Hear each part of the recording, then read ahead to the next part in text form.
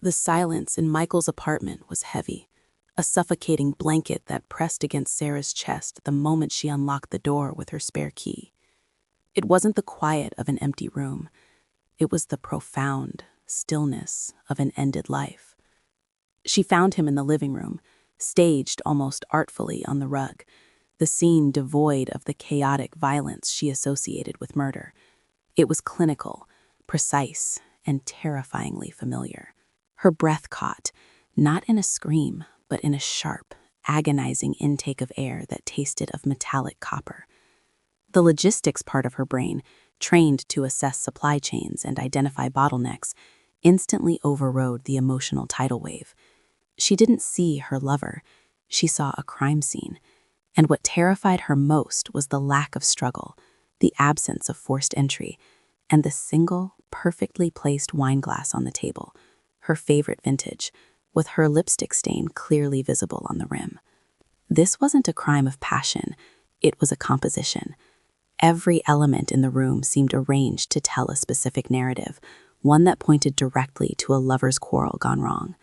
The placement of the body, the specific lack of defensive wounds on Michael's hands, suggested he knew his killer, trusted them enough to let them get close. The scene screamed intimate betrayal. The realization hit her with the physical force of a blow. Only one person she knew possessed the forensic knowledge to create such a flawlessly incriminating tableau. Mark, her husband, the decorated homicide detective, hadn't just discovered the affair. He had meticulously planned its termination. He had used his decade of experience in analyzing crime scenes to construct the perfect one, designed to entrap her. Panic threatened to paralyze her, but necessity forced her into motion. She couldn't touch anything. She couldn't attempt CPR on a man clearly beyond aid. Every second she remained in.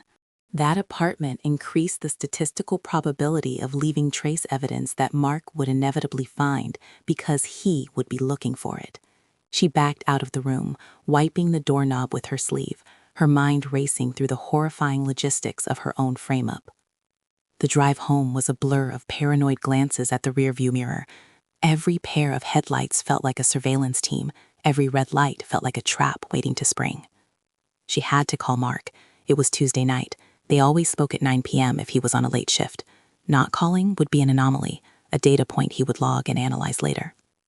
His voice on the phone was chillingly normal. "Hey, honey, just wrapping up paperwork. How was yoga?" The casual lie slid easily from his tongue, a practiced performance of the oblivious husband. Hearing the calm timbre of the man she now knew was a cold-blooded killer made her skin crawl. She managed a shaky reply, claiming exhaustion, and hung up, realizing she was now an actor in his deadly play. When he arrived home an hour later, the air in the house shifted. He smelled of cold air and stale coffee, the scent of the precinct, but underneath it she imagined the metallic tang of blood. Watching him hang up his coat, place his keys in the bowl, and kiss her cheek felt like living in a surreal nightmare. He was performing domesticity, while his mind was likely replaying the mechanics of a murder. They were sitting on the sofa, the television playing low, when his work phone buzzed. The sound seemed deafening in the tense quiet. Sarah watched his face as he answered, saw the practiced shift from relaxed husband to alert detective. "Yeah. Address? Okay. I'm on my way." He hung up and looked at her with eyes devoid of any real emotion. "Homicide call out. Sorry, Sarah. Don't wait up." Watching him leave to investigate the murder he committed was the most terrifying moment of her life. He wasn't just going to the scene, he was going to manage it. He would direct a forensics team, control the narrative, and ensure that every piece of evidence collected pointed away from him and directly toward the narrative he had already constructed around her. Alone in the house that felt increasingly like a prison, Sarah knew she couldn't just wait for the inevitable knock on the door. She had to know the shape of the trap before she stepped fully into it. Adrenaline surging, she violated the one sacred rule of their marriage. She entered Mark's locked home office. It wasn't difficult. She had watched him type the keypad code dozens of times, her brain unconsciously logging the sequence. The room was a shrine to his obsessive need for order, case files perfectly aligned, monitors dark. She didn't need his computer. She needed his physical notes, the scratch pad of his methodology. She found it tucked inside a generic manila folder in his bottom drawer, a handwritten timeline. It wasn't about a current police case. It was a surveillance log of her movements over the past month, cross-referenced with Michael's schedule. The precision was sickening. He knew everywhere they had met, how long they stayed, the exact window of opportunity he needed. But the truly damning evidence was a separate sheet titled Contextual Elements.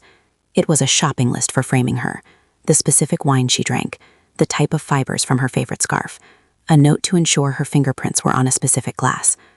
He hadn't just killed Michael in a rage. He had logically assembled the components of her guilt over weeks. Sarah sat back in his office chair, the gravity of her situation crushing her. She wasn't dealing with a scorned lover. She was facing a forensic architect who had designed her destruction. Mark was currently at the scene, cementing the frame he had built on paper. She realized with crystalline clarity that her survival depended not on proving her innocence, but on proving his orchestration. The logistics expert had to find the flaw in the detective's perfect supply chain of evidence before he closed the final link around her wrists. The realization that her life had been reduced to a checklist of contextual elements acted like a cold shot of adrenaline. Sarah didn't break down. She audited. She looked at the timeline Mark had constructed and identified the critical path, the sequence of events that, if altered, would cause the entire plan to collapse. Mark was a master of the crime scene, but Sarah was a master of the system. She knew that even the most perfect forensic loop had a point of failure, the person monitoring it. She carefully replaced the manila folder, ensuring the dust patterns on the desk remained undisturbed. She moved with a ghostly precision, her mind already calculating the distance between the house, Michael's apartment, and the GPS pings her own phone had recorded. To defeat Mark, she couldn't just delete her presence. She had to introduce a systemic error, a piece of data so jarring that it would force an external review of his investigation. As she stepped out of the office, she heard the low rumble of Mark's SUV pulling into the gravel driveway. Her heart hammered against her ribs, but she forced her breathing into a slow, rhythmic cadence. She retreated to the bedroom, slipping under the covers just as the front door creaked open. She closed her eyes, listening to the heavy, methodical footsteps of a man who had just finished discovering his wife's infidelity through the lens of a murder investigation. Mark entered the bedroom, but he didn't turn on the light. He stood in the doorway, a dark silhouette radiating a terrifying sense of triumph. Sarah felt his gaze lingering on her, a predator checking his snare. He smelled of latex and industrial cleaner, the scent of a man who had spent the last 3 hours ensuring the evidence was pristine. He didn't say a word. He simply undressed in the dark and crawled into bed, the mattress shifting under the weight of his secrets. The next morning, the performance began in earnest. The doorbell rang at 7 a.m. Mark, acting the part of the weary detective, went to the door, while Sarah watched from the top of the stairs. It was his partner, Detective Miller. Sarah watched through the banister as Miller delivered the news. Michael Thorne was found dead in his apartment. It looks like a homicide, Mark. Sarah's reaction, the gasp, the hand to the mouth, was the only honest thing she felt. She was truly terrified, just not for the reasons they believed. "I can't be on the lead for this, Miller," Mark said, his voice thick with faux conflict.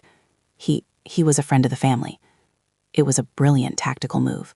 By recusing himself from the lead role while remaining the primary consultant, he gained the power to steer the investigation from the shadows without the burden of direct accountability. He was the architect who had handed the blueprints to a builder he knew he could control. 2 hours later, Sarah sat in a sterile interrogation room at the precinct. Mark wasn't in the room, but she could feel him behind the two-way mirror, a silent ghost in the machine. Detective Miller sat across from her, looking apologetic. "Sarah, we found your fingerprints on a wine glass at the scene. We know you were there." This was the bottleneck in Mark's plan, the moment where he expected her to crack under the weight of the evidence he had planted. Instead of denying it, Sarah leaned in, her voice steady and clinical. "I was there, detective. I went to end it. But Michael was alive when I left at 7:45 p.m. She provided a detail she knew Mark hadn't accounted for, a digital receipt from a gas station 3 miles away, timestamped at 7:52 p.m. She had deliberately stopped there on her way home the night before, a small, mundane act that now served as a data anchor in her defense. Through the glass, she imagined Mark's expression shifting from confidence to calculation. He would know the gas station footage would show her alone, calm, and heading away from the crime scene before his projected time of death. She was introducing noise into his signal, forcing him to adapt his narrative on the fly. The logistics expert was beginning to disrupt the detective's supply chain of lies. After the interview, she was allowed to go home, pending further investigation. She knew Mark would be stuck at the precinct, trying to reconcile her alibi with the forensic timeline he had faked. This was her window of opportunity. She didn't go home. Instead, she drove to a public library in a neighboring county, using a terminal that couldn't be traced back to her home IP address. She began a deep dive audit into Mark's past cases, specifically the ones involving unsolved domestic homicides. A man like Mark didn't develop this level of forensic staging overnight. He had a proven methodology. She looked for patterns, the same vintage of wine, the same lack of defensive wounds, the same recurring detectives who had assisted him. She was looking for his signature, the recurring flaw in his professional history. By the third hour of searching, she found it. The Miller case, 5 years prior. A young woman, a suspected affair, and a suicide that had been cleared by Mark's team. The details were a mirror image of Michael's scene. Sarah realized Mark wasn't just a murderer, he was a serial architect. He had been practicing this perfect crime for years, using his badge to bury his own history. She downloaded the files onto an encrypted drive, her hands shaking, not with fear, but with the cold thrill of a successful audit.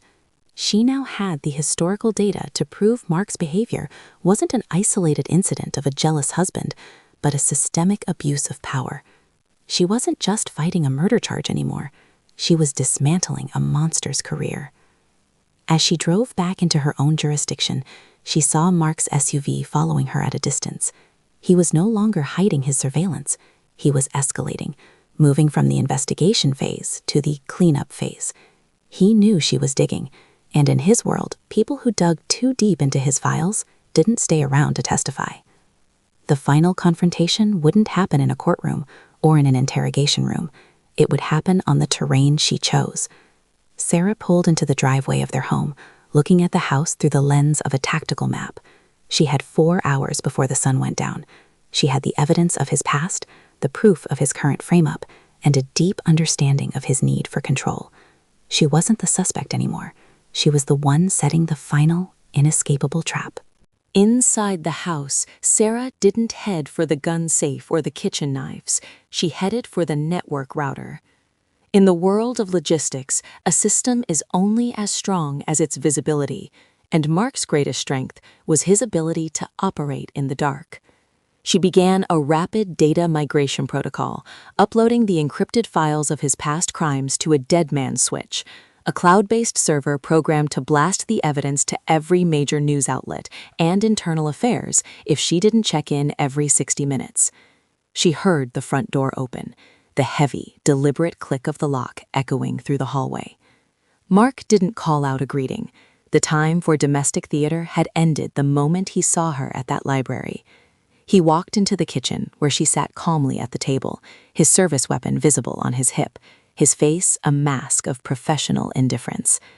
The man she had shared a bed with for a decade was gone, replaced by the cleanup architect.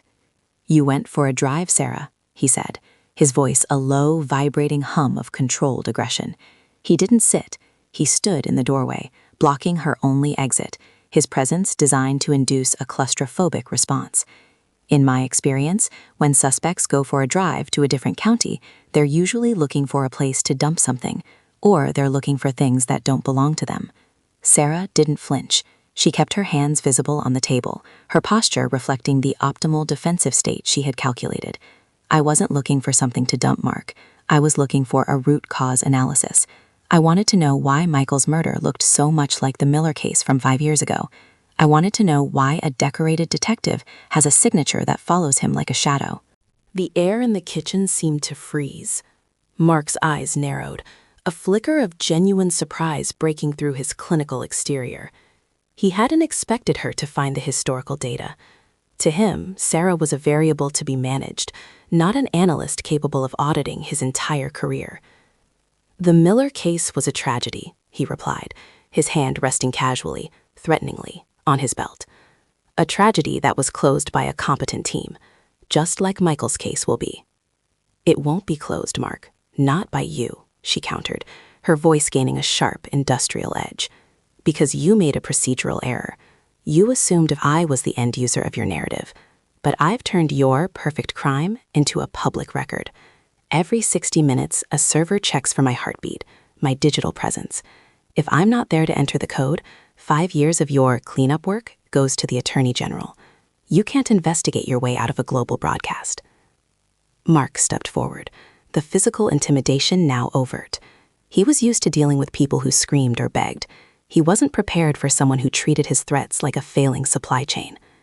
"You think a computer program is going to save you? I can have your evidence flagged as a cyber attack before the first email even sends. I own the digital forensics in this city." "You own the precinct, Mark. You don't own the internet," she said, finally standing up to meet his gaze. She felt a strange sense of liberation. The guilt of the affair had been replaced by the cold clarity of a survivor. "I've mapped every one of your anomalies. I know about the offshore account you used for the Miller settlement. I know about the consulting fees you've been taking to make evidence disappear. You aren't a detective. You're a glitch in the system." He moved with a speed that would have terrified a less prepared woman, his hand blurring toward her throat. But Sarah had anticipated the escalation window. She didn't retreat. She reached into her pocket and pressed a button on a small, nondescript remote. Instantly, every smart home device in the house, the lights, the security cameras, the speakers, began a high-decibel strobing emergency alert, a chaotic sensory overload designed to break his concentration. In the strobe-lit chaos, Mark staggered back, his professional discipline momentarily shattered by the digital rebellion of his own home. This was Sarah's terrain now, a world of automated responses and systemic triggers. While he fought to regain his footing, she didn't run for the door. She ran for his office, the nerve center of his operation. She reached the keypad, her fingers flying over the buttons. She wasn't looking for more files. She was looking for his admin credentials. She logged into his police-issued laptop, which he had left in sleep mode, and initiated a department-wide broadcast of his private surveillance logs. If he wanted to frame her using the system, she would make sure the system saw everything, including the live feed of him currently drawing his weapon in their kitchen. Mark burst into the office, the strobe lights from the hallway casting long, jagged shadows across his face. He saw her at the computer and realized with a sickening lurch what she had done. The record light on his own high-def surveillance camera was glowing red. He was being recorded in his own sanctuary, his every movement broadcast to the very dispatchers he commanded. "It's over, Mark," she said, her voice barely audible over the sirens now approaching the house. Real sirens this time, triggered by the home's silent alarm. "The logistics of your capture are already in motion. You're no longer the lead investigator. You're the primary suspect." He looked at the screen, seeing his own face reflected back in a dozen windows. His career, his freedom, and his carefully constructed legacy dissolving into a stream of digital packets. He had tried to build a cage for her, but he had forgotten that Sarah was the one who knew how to manage the flow of information. He was the bottleneck, and she had just cleared the path. The sound of tires screeching on the gravel outside signaled the arrival of the audit team, Mark's own colleagues, led by Miller, who had seen enough on the live feed to know that the consultant was the killer. Mark dropped his head, the weight of his own hubris finally breaking him. He didn't reach for his gun. There was no one left to shoot who could stop the data from spreading. As the officers swarmed the house, Sarah walked past them, her expression unreadable. She didn't look back at the man being handcuffed in the office he had used to plan her death. She stepped out into the night air, the flashing blue and red lights reflecting in her eyes like a final, successful audit. The case of Michael's murder wasn't just closed, it was resolved with 100% systemic accuracy. The flashing lights of the patrol cars painted the suburban street in rhythmic pulses of red and blue, a visual echo of the strobe lights Sarah had used to dismantle Mark's composure. She stood on the edge of her lawn, a thermal blanket draped over her shoulders by a young officer who didn't yet realize he was witnessing the collapse of a local legend. Inside, the house was no longer a home. It was a Category 1 evidence zone, and for the first time in years, the investigators weren't looking at Sarah. They were looking at the man who had taught them how to see. The dead man's switch had been the final, irrevocable variable.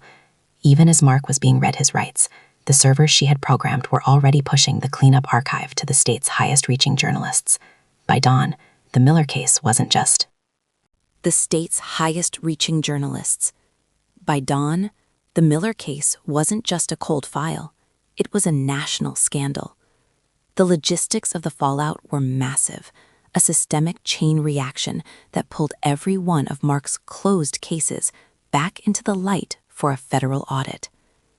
The trial that followed was a masterclass in informational warfare. Mark's defense team tried to paint Sarah as the ultimate manipulator, the logistics expert who had used her affair as a smokescreen to stage a professional assassination of a decorated officer. They argued that she was the one who had hacked his life, turning his own tools against him in a fit of calculated rage. They tried to make her intelligence look like a weapon of malice rather than a tool of survival. Sarah, however, remained the most disciplined witness the courtroom had ever seen. She didn't offer tears or dramatic outbursts. She offered data points. When she took the stand, she didn't talk about her heartbreak or the fear of the gun. She talked about the anomalies in the evidence supply chain. She presented the court with the side-by-side forensic signatures of the Miller murder and Michael's death, showing a pattern so identical it could only be a professional serial architecture. The turning point came when her lawyer played the recorded broadcast from the night of the arrest. Seeing Mark, the stoic protector, losing his mind in a strobe-lit office while his wife calmly navigated his own security system, stripped away his professional invincibility. It wasn't just proof of his crime, it was proof of his obsolescence. The jury didn't see a victim and a villain. They saw a system that had been corrected by a superior analyst. Mark was sentenced to life without the possibility of parole, the weight of multiple reopened homicides ensuring he would never see the outside of a maximum security facility. The man, who had spent his life putting people in cages, was now the permanent occupant of one. Sarah watched the sentencing with a flat, clinical gaze, her mind already calculating the resource allocation needed for her next chapter. The financial recovery was as surgical as the legal one. Sarah used the evidence of Mark's corruption to void their prenuptial agreement, claiming the entire marital estate was built on the proceeds of a criminal enterprise. She didn't just want a divorce. She wanted a complete asset liquidation. By the time the dust settled, she owned the house, the investments, and even the consulting fees Mark had hidden in offshore accounts. But the house was a tainted asset. She spent one final night in the master bedroom, the silence now a choice rather than a threat. She realized that while she had defeated Mark, the ghosts in the machinery, the memories of being watched, the trauma of the contextual elements still lingered in the walls. The house was a bottleneck for her emotional recovery. She listed it for sale the next morning, requesting an all-cash, fast-close transaction. Sarah didn't retreat into hiding. She leaned into her new identity. She used her portion of the settlement to found Systemic Shield, a boutique firm specializing in protecting high-risk individuals from state-level surveillance and forensic framing. She wasn't just a survivor. She was the premier consultant for the untrackable. Her past as the detective's wife was no longer a secret to be guarded, but a credential that commanded respect. A year after the trial, Sarah visited the prison. She didn't go for forgiveness or for answers. She went to perform a final integrity check on the man she had destroyed.